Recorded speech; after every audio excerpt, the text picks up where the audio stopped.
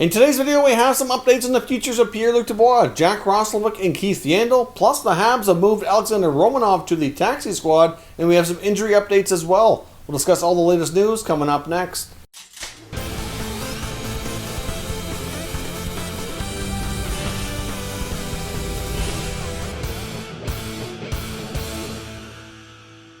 So welcome back to another video here at Top Shelf Hockey. Now, as I mentioned, we have a variety of news to talk about today. We do have the injuries are starting to pile up around the NHL, which I wanted to quickly touch on, and then we'll get into the latest trade talk from around the NHL. Now, of course, yesterday we talked about Sean Couturier being out for a while, for a few weeks for the Flyers. That's going to be a big blow, and we saw last night in an action between the Sharks and the Coyotes, Oliver Ekman-Larsson looks like he could be out for a while. It was really a kind of a nasty collision between himself and Evander Kane. I would not be shocked if Kane gets supplementary discipline for this. Essentially, it looked like he was kind of got his stick on his neck and kind of like a cross-check to the neck or a slash almost, and then because of that kind of went headfirst into the dasher. I'm not really sure exactly the full extent of the injuries at this point. I haven't heard too much from the Coyotes, but there's multiple things there that could be ailing him. But we'll see how things go, but that could be a big loss here for the Arizona Coyotes, and we'll have to wait and see if player safety announces anything for Kane in that regard. We also have injury front as well on Islanders goaltender Semyon Varlamov, who was injured during warm-ups yesterday in the game versus the New York Rangers. He took a shot in warm-ups, which caught him. Could look like in the collarbone or jaw, like underneath the mask area, and it did sting him pretty bad, and he could not start the game. Ilya Sorokin ended up coming in to make his NHL debut, unexpectedly, of course, and it turns out it is a jaw issue. We don't know exactly how long he's going to be out. Might not be too bad. He might be able to go for the next game. Doesn't sound like it's going to be too long-term, thankfully, but still a nice scare for the Islanders during warm-ups, which is something that you want to see players be more cautious than that. When they're warming up the goalie, they really can't be taking any crazy shots like that. I know mistakes happen, but still a scary incident there with the Isles. The Pittsburgh Penguins also have some injury news on defense. Their game today against the Capitals was played without Mike Matheson and Cody Ceci, and surprisingly they did better and actually won in a shootout, but Matheson appears though he could be out injured for some time. I don't have the full breakdown on exactly how long he's going to be out, but Coach Mike Sullivan has indicated that he could be out for multiple weeks, so obviously that defense pairing was not off to a good start for the Penguins this season, so as much as you don't want to see players get hurt, it's probably for the best that they went with a different lineup anyway, and at least they did a better game against Washington. And of course, Toronto Maple Leafs youngster Nick Robertson's also out as well. Not sure exactly what kind of timelines he's looking at, but looks as though it could be a more significant injury for his knee. He got crunched along the boards and ended up leaving the game relatively early against the Ottawa Senators last night. We don't have a quite clear update from the Leafs on the exact timelines we're looking at here, but based on other roster moves that we discussed in an earlier video involving putting players like Spezza and Dell on waivers, looks as though they're trying to maneuver some players around, and it looks as though he could be out for an extended time as well. So that's unfortunate news for the Leafs youngster. Now, as I mentioned as well, the Montreal Canadiens have placed young defenseman Alexander Romanov on their taxi squad. So I know that might concern some Habs fans. I know he's got off to a terrific start, looks really solid, playing a lot of top 4 minutes, 20 minutes a game. Has had a solid start to his young career here with Montreal. But I just wanted to assure you that is really just for cap purposes. It's not really a demotion. Doesn't mean he's going to be sitting out or not playing.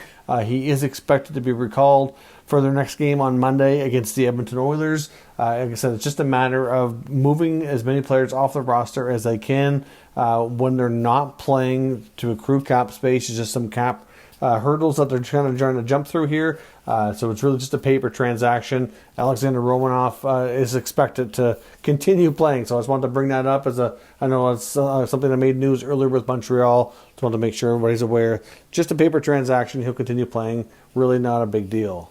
Now, as I mentioned, we have some trade updates on a few players here that kind of we've been talking about off and on for a while now. In the case of Keith Yandle and the Florida Panthers, it looks as though that really was more than anything a stunt by new GM Bill Zito to try to convince the player to waive his no move to be traded. It looks as though the Panthers want to move that contract, and they were trying to play hardball and threaten his Ironman streak, which to me is a pretty scummy thing to do in my opinion. I do not understand how he could not be in the top 6 for the Florida Panthers.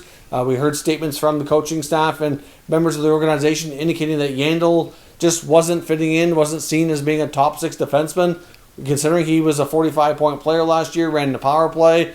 Yes, he's not as young as he used to be. Can be a bit of a defensive liability at times, sure, but there's just no way there's 6 defensemen, in my opinion, that are better suited than that. Obviously, leading into their first game going tonight, obviously their schedule got delayed because they were supposed to be playing a team like Dallas, so it ended up getting rescheduled. So that kind of gave them more time to make decisions. Suddenly, Quenneville puts them with the NHL group yesterday and indicated the power play looked a whole lot better. Big shocker. And now he's expected to be in the lineup when they play here tonight. By the time this video hits YouTube, the game should be already underway. So Yandle's Ironman Streak will continue. Hard to say how long that will continue. I'm not sure if they'll continue to play hardball here, trying to get him to waive his no move and find a new home for him. Of course, I'm assuming they're probably having trade talks behind the scenes. There was reports, I said before earlier, that he would only waive to go to the Bruins because that's where he's from. I heard talk before with the Islanders, but I know that would be difficult for them to do. I think there is interest, but it's just not an easy deal for them to take on by any means. So we'll see what happens here with the Florida Panthers, but I know that there was a lot of talk in the offseason about them wanting to cut costs and cut contracts, which is a big reason why it was being reported that they didn't attempt to re-sign like Donoff and Hoffman, etc. And a lot of the players that they did sign were much smaller, shorter-term deals. So I think they're having more financial issues than we might know about, and they're really just trying to minimize the amount of salary that they're paying. That's what it sounds like, and we'll see if Yandle expands his list or if they continue to play hardball with him or how that situation evolves. But for right now, his Ironman streak seems to be intact for at least another day. Now, in terms of Pierre-Luc Dubois, there was a lot of talk about him again on Saturday headlines last night between Elliot Friedman and Chris Johnston on Sportsnet, indicating that the trade talks for Dubois actually started before the season began. Like, it was actually before it ever became public. It had been ongoing for quite some time. I think the Jackets seem to have known about his desire for a trade and wanting out a long time before we in the general public ever got word of it, or before it really ever hit the rumor mill or anything got leaked out. And they were talking a lot throughout the Hockey Night in Canada broadcast in this segment of whether or not the Montreal Canadiens would pull the trigger. There was a lot of people speculating that Nick Suzuki was the asking price for Columbus to make that deal happen. I know Ron McLean specifically asked Elliot Friedman earlier in the game on the first intermission if that was a scenario he saw unfolding, and basically Friedman said that he feels that they were having some serious talks amongst many other teams as well before the season starts, but now that the season started, Columbus might seem to be a little bit more patient with this. Dubois made it clear that he's comfortable playing for the Jackets throughout the situation, but at the same time, based on how things have been handled by Coach John Tortorella, I think they probably want to find a resolution sooner than later, but that's just my opinion on the matter. I don't know, but I know there was confirmation that Montreal was heavily in the mix and we're very, very interested, but by no means are they the only team. There's going to be all kinds of competition out there to land this young center iceman, and not very often a player like this becomes available through trade, and we'll see where it goes. But Chris Johnston indicates he feels the Jackets are going to take their time, and that the other part about this that we learned as well that was kind of new is this kind of more of a confirmation that the Jackets are not going to want a futures package. They're going to want to replace his ability to play center ice right away. So they're going to want a good young center iceman in regards and back in return in some capacity here. Doesn't necessarily have to be fully established as he is, maybe a tad younger. So a guy like Suzuki certainly fits the bill. I do not see Montreal giving up Nick Suzuki in an effort to bring in Pierre-Luc Dubois. As much as they want the player, it just doesn't make sense to me. I mean, Kotkaniemi is a possibility, but I would not be giving up Nick Suzuki, who really looks like a really, really good top six center. Like I said, in short term, I could see him being as good as Dubois, so I don't really see that being a major upgrade. Bit of a lateral move. I mean, maybe in the short term, Dubois is a bit more, further along in his development, but not drastically. So we'll see what happens on that front. But Dubois certainly was confirmed on this segment to be having tons of interest by tons of NHL teams, in that obviously Montreal was one of them. Suzuki's name, as we previously reported, was definitely involved in the talks.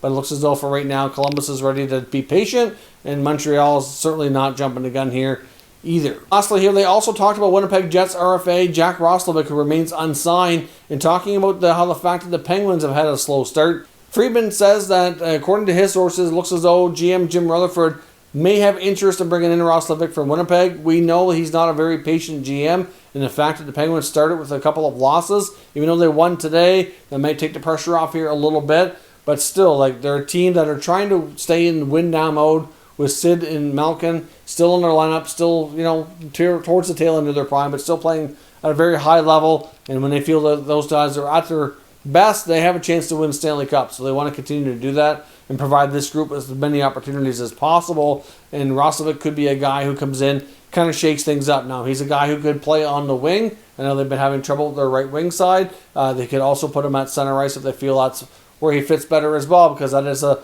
potential spot for him.